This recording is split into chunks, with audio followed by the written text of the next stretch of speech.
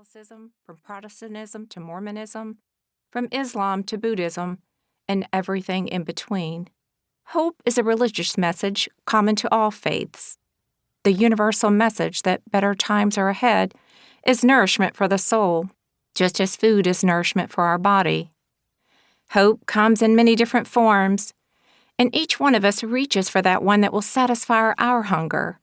For me, it means reaching for the next sign of hope, and the next that will lead me to what happened to Natalee.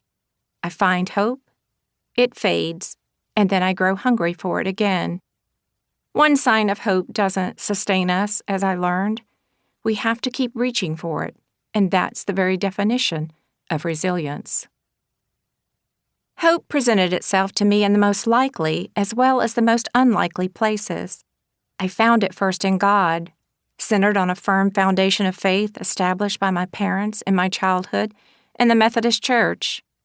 I also found hope in the unwavering support from our hometown community and in the volunteers who came from the United States and other countries to help me search for Natalee. I found it in every anonymous tip that she had been seen alive. It was there in thousands of letters and cards with prayers and encouraging words from caring people all around the world.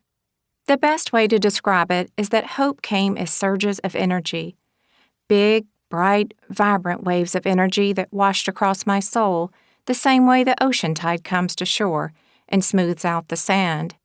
Then it went away, ebbed, like the tide, but it always came back. And that's the most important realization in this tragic experience, that no matter what, just as sure as the tide rolls in, hope always comes. I've learned very important life lessons about survival in the face of tragedy since Natalee disappeared.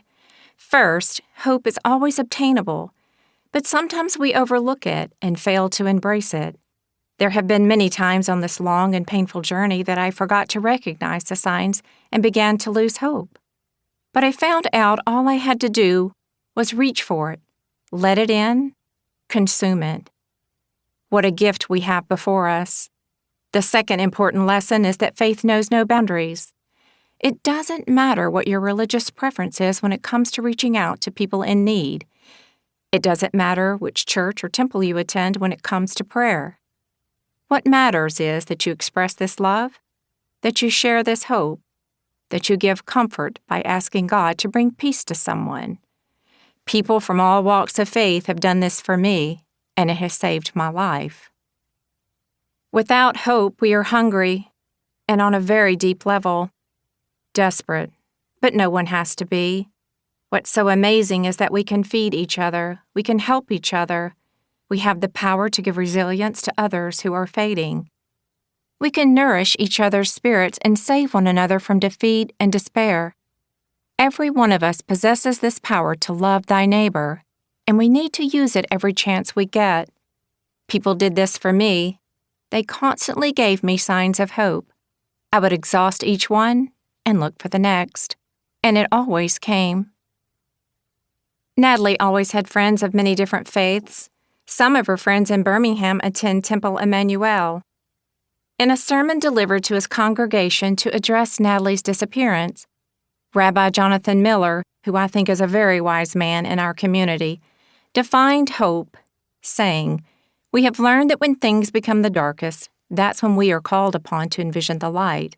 We have learned that when everything has gone wrong, that is when we have to believe that things can be made right again." That is the message of hope. We must never abandon hope. We must never let darkness extinguish the light. We must remain hopeful.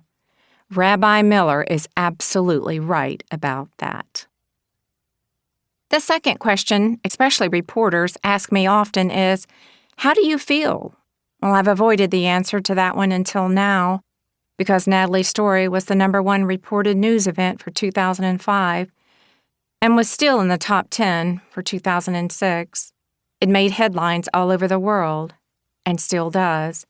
Many, many people heard about our crisis and poured out their prayers for my family and me. If I had described in all those media interviews what I was really going through, these good people might have thrown up their hands and stopped praying. And that's the last thing we needed.